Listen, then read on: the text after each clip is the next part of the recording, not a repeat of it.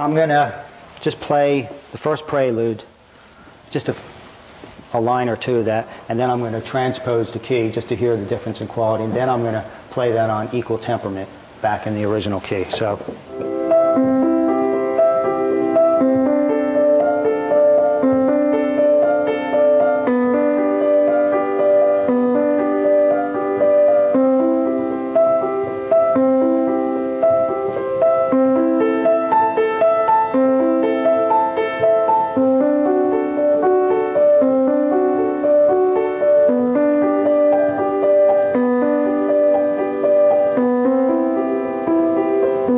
What we hear here is C major, a very still, quiet sound. If I play this on equal temperament,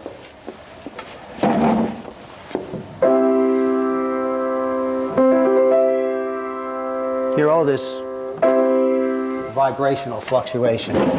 This sound is about 3 times as harmonious as equal temperament in C major.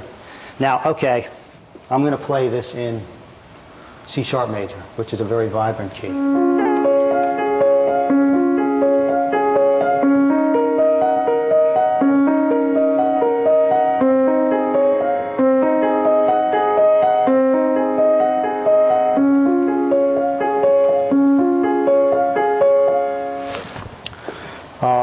Does anybody hear a difference in quality? No? Okay. Maybe that's not enough.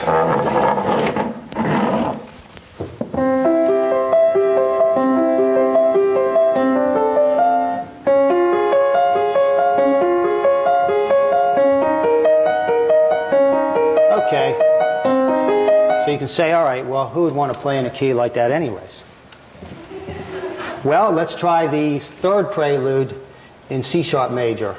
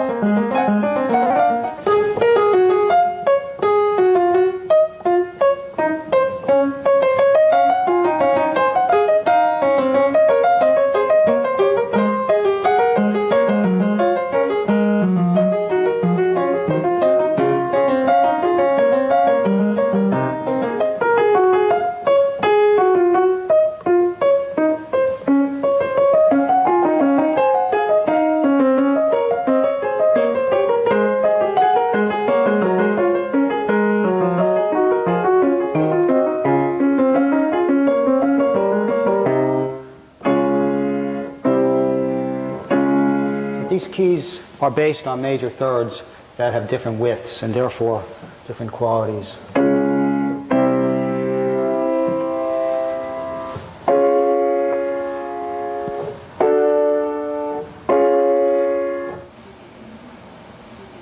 Prelude in E flat minor.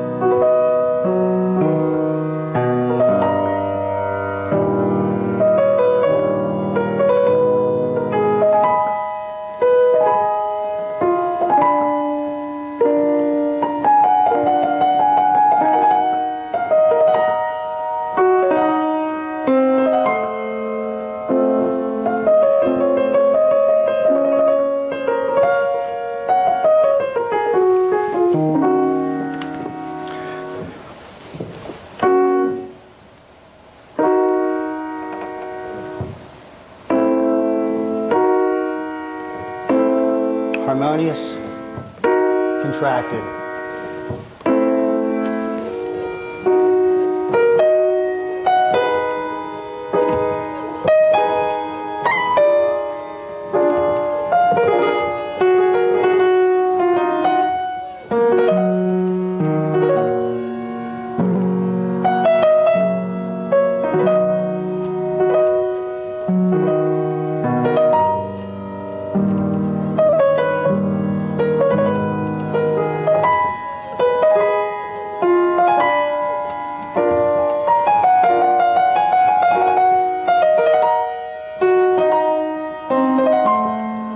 Chopin Sonata Funeral March in B-flat minor, second movement.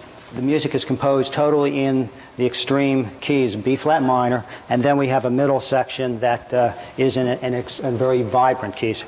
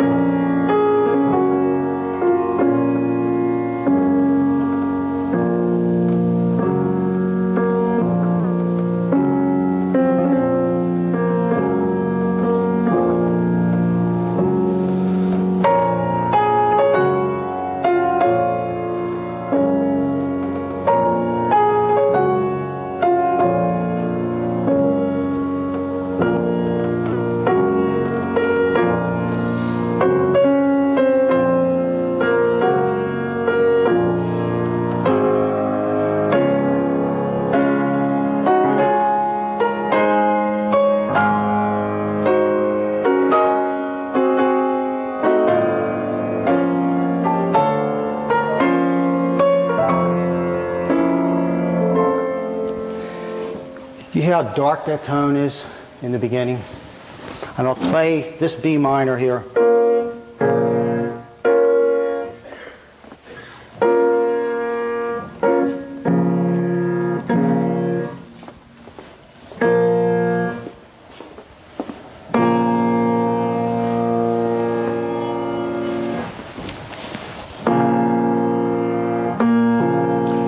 It's just not as contracted a sound.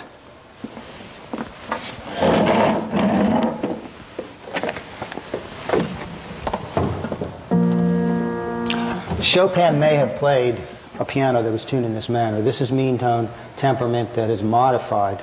It's different than well temperament, and it has more extremes, but it's possible that a tuning like this may have existed as late as Chopin.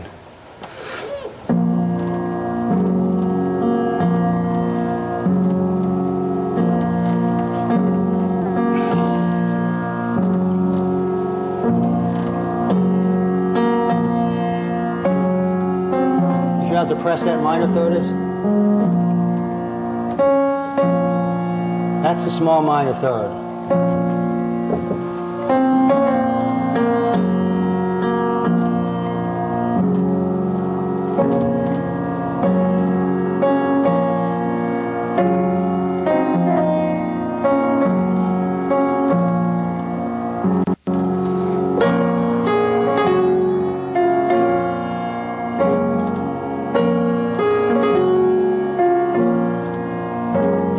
Then we go to the brilliant section, or the extreme major.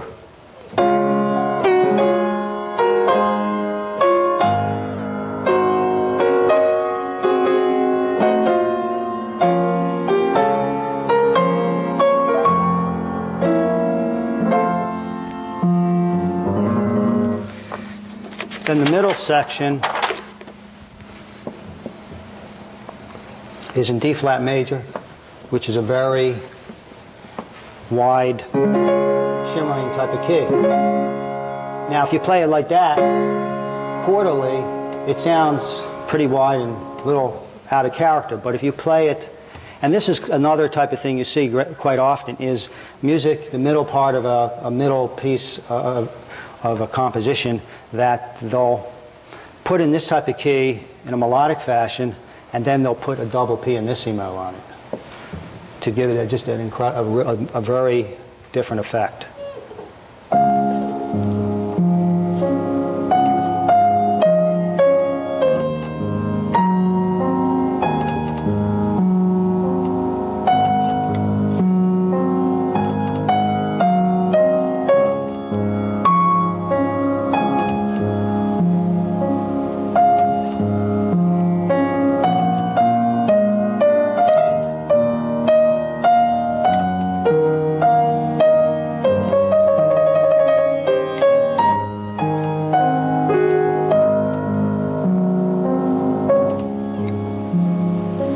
So when it's played like that, well, it's quite beautiful, actually. Could you explain more about the different colors? In the music? That you said that, in this case, the music that stays in purple and yellow, what does that mean? Yes, we're going to actually get a picture of that, where we'll lay out the cars. So let's move it on. Yeah. Turn it the other way. Turn it the other way.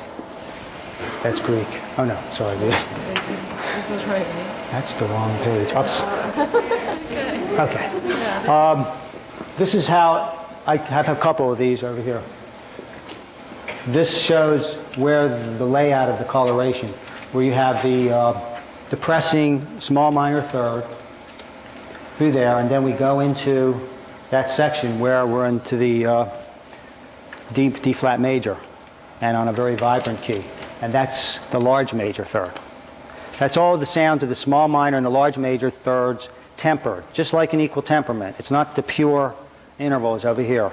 But when I'm playing that on the most contracted, the extreme of that, on the new tuning and on the new tuning well temperament, you hear these sounds in lesser degrees, but they're there. They're a lot less obtrusive or extreme, but I'm playing this as much as possible in this so you can actually hear it. All right, so, all right.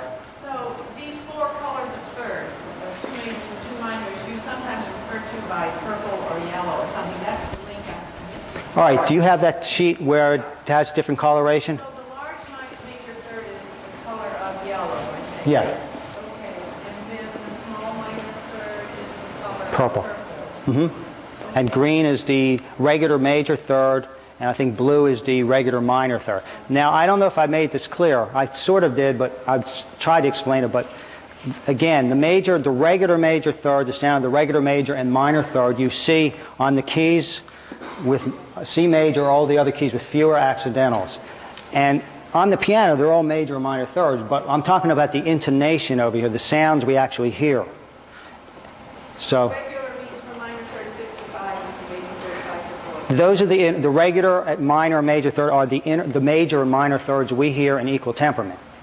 But those are the same types of major thirds. But see, we have key coloration over here. We don't just have one width. We have, in fact, I think it was Rameau that said we have 24 separate major and minor keys, each with its own relationship to itself.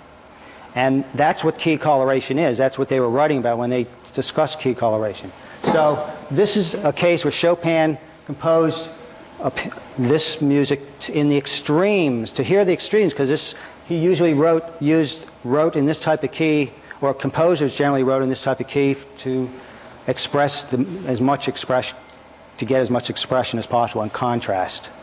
Plus, I think Chopin hated C major because in the historical tunings it sounds kind of dead, and the kind of music he was writing, he wanted more life to it and expression. So I don't think you see much by Chopin that was written in C major.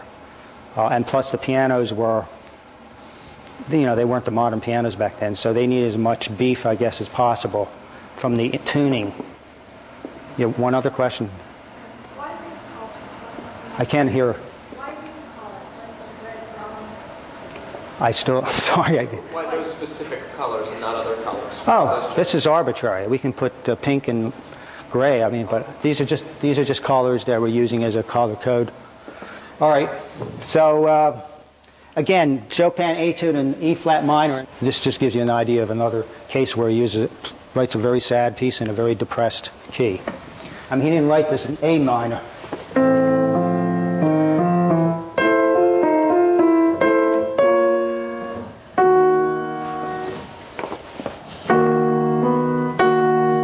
Music that moves from the yellow to the green. Now this is another case, Chopin Prelude in E major. Now this is a relatively vibrant type of key.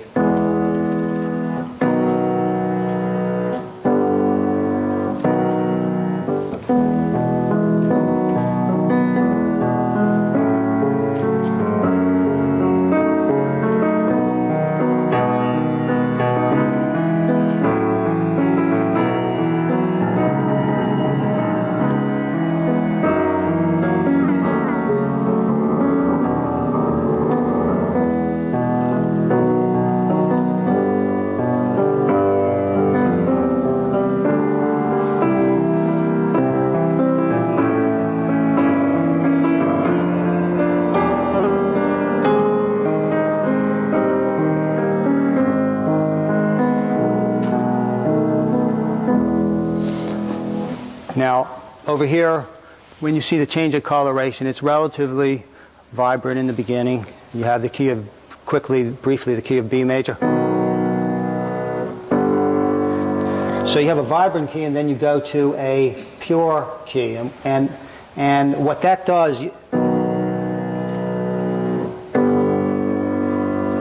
have this, you see this a lot too, which is that they very often switch from an expressive vibrant key to a pure key when they want to change the mood and kind of quiet things down. And this is a case where that is done. I mean, so this gives us insight as to why he did it. Of course, there's other reasons he did it, compositional reasons, but they were aware of these sounds, and they were very much in tune with him, so to speak. Let's move to the next one real quickly.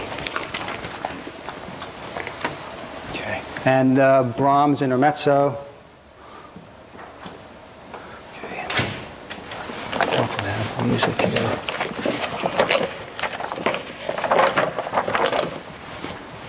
I'll move on to the change of color over there.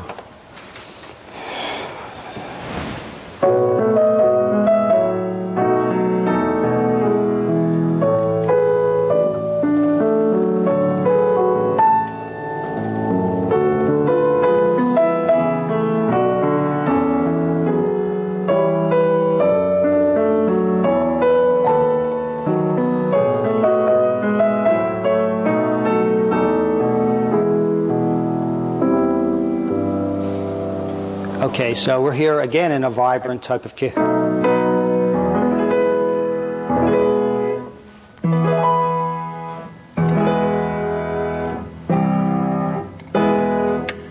So we're changing from a vibrant key to a pure type of key. And that just is used because it quiets it down, or at least intonationally that's the functioning over there. The job of the musician is to make music.